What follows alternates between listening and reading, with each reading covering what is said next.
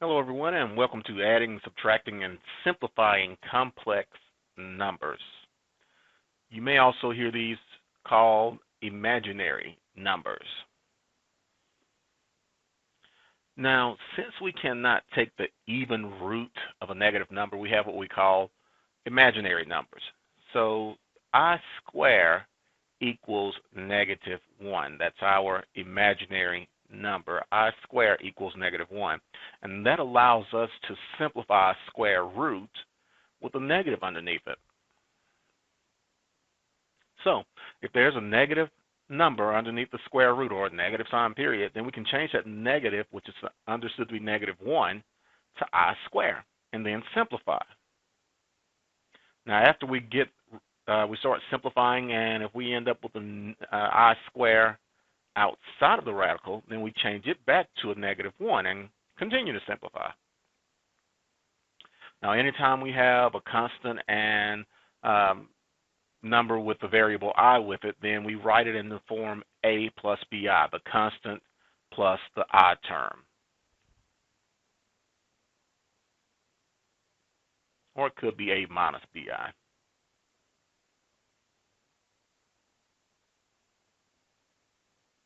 Okay, so let's take a look at a few examples.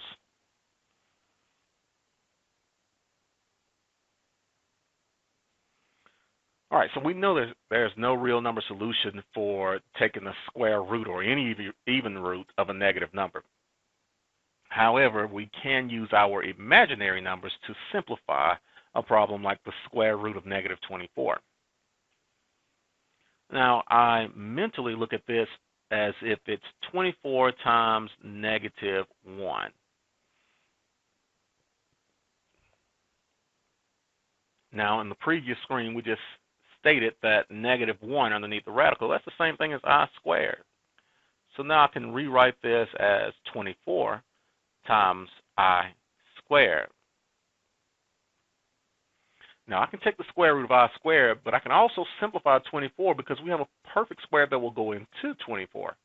The largest perfect square that will go into 24 is 4, so I can rewrite 24 as 4 times 6.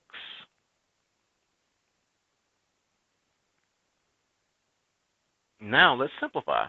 We can take the square root of 4 and we can take the square root of I squared because both of those are perfect squares. The square root of 4 is 2. The square root of I squared is I. The 6 will stay underneath the radical since I could not simplify that part of it. And my answer would be 2 times I times the square root of 6. Or 2I times the square root of 6.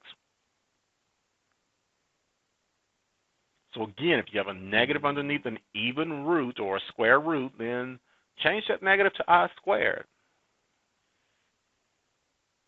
And we can get an imaginary number answer. So -36, I'm going to change that to 36I squared, or 36 times I squared. Now 36 is already a perfect square root, so it's no need of me trying to simplify that any to find the square root that goes into it. I squared is a perfect square, so the square root of 36, keeping the negative that's already on the outside, the square root of 36 is 6. The square root of I squared is I, and my answer would be -6I. I did not have anything left underneath my radical because both of those factors were perfect squares.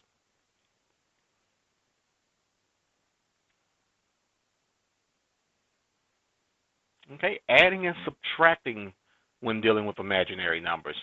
You treat this I just as you would any other variable when you're adding, subtracting, or multiplying, or dividing. So to add these, we're just going to add the like terms. So my regular numbers, 4 plus 2, since they were both positive, is 6. And -7, I plus 3I, -7 plus 3 is -4, keeping the I. And that is the form we should write our answer in, the constant number first. So 6 minus 4I.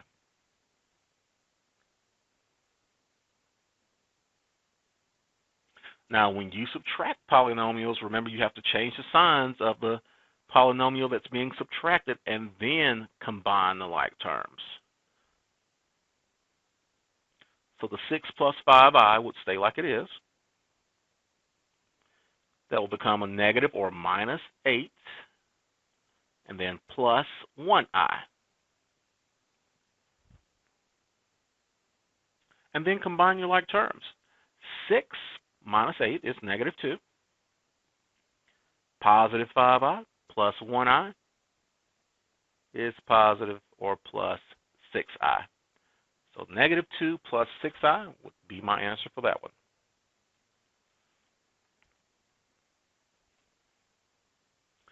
Okay, hope you found this video to be helpful. Thank you.